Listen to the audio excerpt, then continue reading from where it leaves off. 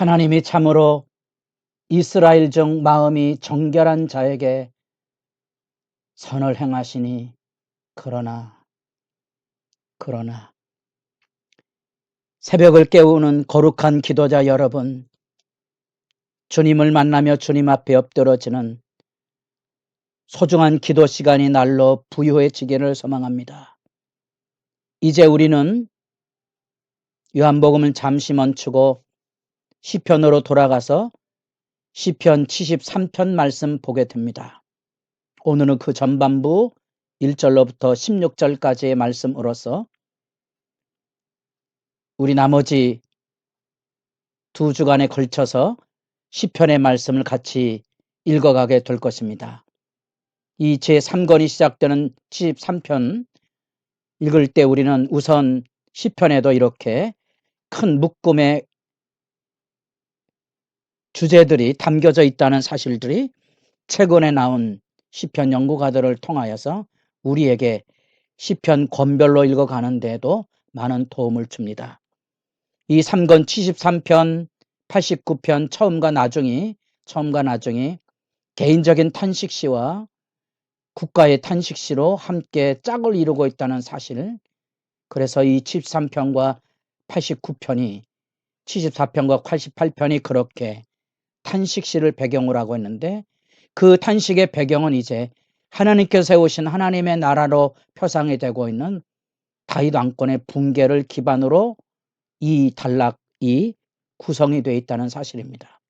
그러나 곳곳에서 이 말씀 3권의 중심 시편들 중에 곳곳에서 다윗 왕권의 회복과 새로운 희망의 말씀이 들려지게 되고, 그 한가운데 81편, 82편이 중심이 돼서 하나님 앞에 마음을 완악하게 하지 말라는 주제 구절들을 만나게 됩니다. 특별히 73편도 6번이나 마음에 대한 얘기를 하면서 개인적인 이 마음에 하나님의 은혜의 경험들이 들려진 내용을 우리가 만나게 됩니다. 전반부인데요, 우리가 시편을 잘라서 읽으면 이 전편의 내용이 절반만 이해되면 전체 내용을 알아가기가 어렵습니다. 아주 간략하게 시편 73편을 요약하면 이런 구성으로 되어 있습니다. 악인의 변형에 대한 의인의 탄식과 악인의 심판에 대한 의인의 회복이, 현실에 부딪혀서 악인의 번영을 보고 믿음이 미끄러질 뻔했던 삶의 모습이 얼마나 어리석고 추한 것인가. 비록 힘들고 어렵지만 하나님 앞에 바른 믿음을 지키고 사는 일이 손해나는 일처럼 보이고 무익한 일처럼 보이고 하나님이 돌아보자는 절망의 길로 떨어질 위기들을 곳곳에서 만나지만 아니라 그게 복된 거지요. 그 중간에 17절을 중심으로 해서 성소에서 그것을 진리를 깨닫게 되었다는 거지요. 지금 1절로부터 16절까지는 요 단락을 지금 보고 있습니다. 이 성서의 깨달음을 기반으로 해서 전편을 볼 수 있기를 바랍니다. 우리가 시편을 읽으면 이런 과정들이 많이 나타납니다. 이제 여러분들이 그런 모습들을 잘 읽어보려면 시편 6편을 읽어보시고 시 6편 앞에서 질병과 원수들로 인하여 절규하고 고통하던 사람이 믿음으로 일어나서 승리를 외치는 장면이 나옵니다. 요 전한 달라, 저는 종종 시편을 얘기하며 이게 하나님과의 만남의 시간이죠. 절망으로 인하여 하나님 앞에 거꾸로졌다가 하나님이 그 자리에 찾아오시는 거지요. 하나님이 찾아오셔서 나를 오르만지는 순간 나는 절망과 탄식과 아픔을 딛고 다시 일어섭니다. 기뻐 뛰며 즐거워하는 하늘 찬미의 역사가 일어납니다. 하나님과의 충격적인 만남, 그 만남에 우리는 지금 전반부를 이제 읽어가게 됩니다. 탄식시니까, 개인적인 탄식시니까 이 시편 기자가 겪어야만 됐던 절망적인 현실. 하나님은 마음이 청결한 자에게, 하나님은 언제나 선하신 분이었습니다. 그 바른 신앙 고백을 가지고 있었습니다. 마치 우리가 잠언서 말씀을 읽으면 하나님의 말씀의 원칙과 진리와 하나님이 주시는 축복을 분명하게 만날 수 있지만 그러나 세상은 그런 원칙으로만 이루어지는 건 아니거든요. 놀랍게도 우리는 전도서에 이어서 잠언에 이어서 전도서를 만납니다. 전도서는 우리에게 이 물음표를 가져다 줍니다. 사실은 같은 얘기고요. 엎어지면서 알아가는 거지요. 세상은 우리가 생각하는 것처럼 하나님 좋으신 분이라고 찬양하며 세상을 이길 수 없는 악의 혼돈 속에 있다는 사실입니다. 73편이 그래서 우리가 엎어지며 알아가는 주제라는 것으로 기억하시고 말씀을 읽어가며 여러분도 기도하기를 바랍니다. 무너지게 된 2절에 그러나 하나님은 선하신 분이십니다.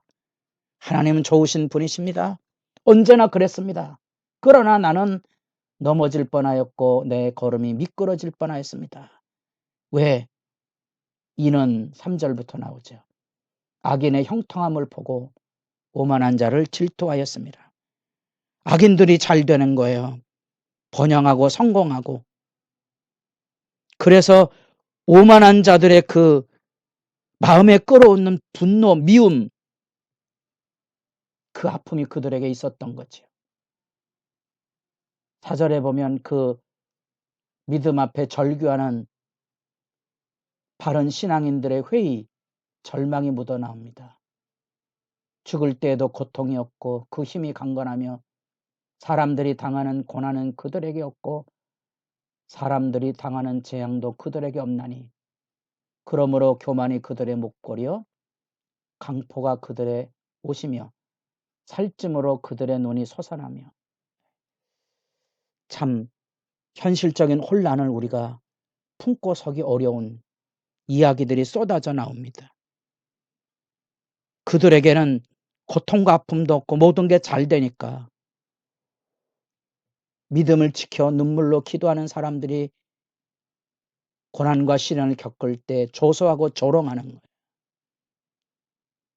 심지어 당신은 기도 안 해서 그래, 당신은 11조 안 해서 그래, 섣부른 비난과 손가락질들이 쏟아져 들어옵니다. 견디기 힘든 삶의 자리를 우리가 품고 설 수 있어야 됩니다. 시편이 왜 탄식시가 저변을 이루고 있을까요? 우리의 현실이 그와 같은 거지요. 품고 설 수 있으십니까? 그게 세상 현실이라는 거 넉넉히 짊어지고 갈 수 있겠습니까? 사실은 뭐 대단한 어려움이 아닙니다. 우리가 부모로 자녀를 길러가며 얼마나 많은 절망과 고통 가운데 몸부림할 뿐만 아니라 기대가 무너져서 상실을 느끼게 되고 배신감을 느끼며 절규하게 됩니까? 아이가 어려서 그렇죠. 크면 깨달을 거거든요. 내가 그것을 부모의 넉넉한 사랑으로 품지 못하면 내가 이 자녀에게 너덜너덜한 신자가 아버지가 된다는 겁니다. 내가 교회 안에서 신앙이 너덜너덜해진 사람으로 비난이나 하고 조롱이나 하는 그런 못된 심성을 가지고 설 위험성이 높습니다. 현실의 혼란과 고통을 마음에 끌어안고 설 수 있는 여유로움이 있어야 됩니다. 어떻게? 이런 73편의 탄식시가 실제로 그것을 드러내주고 있는 거죠.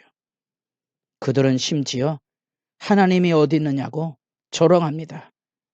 주먹이 하나님보다 가깝다고 생각하는 거지요. 그리고 그들은 자기들의 증거를 하나님 없이도 진리 없이도 기도 없이도 충성이 없이도 나는 잘 된다는 부귀의 증거가 그들에게 있기에 더 혼란스럽습니다. 그래서 13절로 내려가 보면 믿음대로 바르게 사는 내가 얼마나 초라해지는지 모릅니다. 내가 내 마음을 깨끗하게 하며 내 손을 씻어 무지하다 한 것이 실로 헛되도다. 내가 하나님 앞에 기도하고 바르게 살려고 몸부림하며 뭐 정직하게 살았던 일들이 다 무너지는 거예요. 악인들의 횡포로 인하여서. 16절 내가 어쩌면 이를 알까요 생각한즉 그것이 내게 심한 고통이 되었더라. 내가 생각하면 생각할수록 마치 욥의 수렁에서 헤매는 것처럼 하나님 있으면 나아보라 그래. 욥의 입에서 쏟아져 나오는 그 절기와 절망과 신음소리를 여러분 기억하고 계십니까? 하나님 다 듣고 계시며 하나님 나중에 찾아오십니다. 17절에 놀라운 전환단락이 시작이 됩니다. 17절 읽으시고 마치셔야 됩니다. 이제 내일 살펴본 말씀 앞에 해답이 나오기 때문에 그렇습니다. 하나님의 성소에 들어갈 때야 그들의 종말을 내가 깨달았나이다.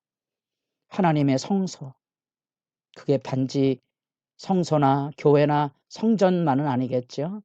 하나님의 임재를 그곳에서 만난 겁니다. 마치 하나님의 임재를 만났던 욥기 38장, 39장, 40장, 41장을 읽어가며 하나님의 음성 앞에 42절 욥이 거꾸로 줍니다. 내가 하나님 앞에 회개합니다. 그 내용입니다. 우리는 이 말씀 앞에서 바른 신앙이 부딪히게 되는 현실적인 절규를 여러분들이 공유하고 공감하시고 또 기도를 배우실 필요가 있습니다. 우리는 이 기도의 씨름, 탄식과 절규로서 세상의 아픔을 품어갈 줄 알아야 되고 우리는 그 안에서 놀랍지만 날마다 새로운 하나님의 경험이 깊어져서 믿음의 디딤돌이 든든한 주님의 사람으로 자라갈 수 있을 것입니다. 여러분의 기도 생활이 하나님을 보다 더 깊이 알아가는 영적인 깊이 그 우물물을 길어 올리는 은혜의 사람으로 복되기를 진실로 소망합니다.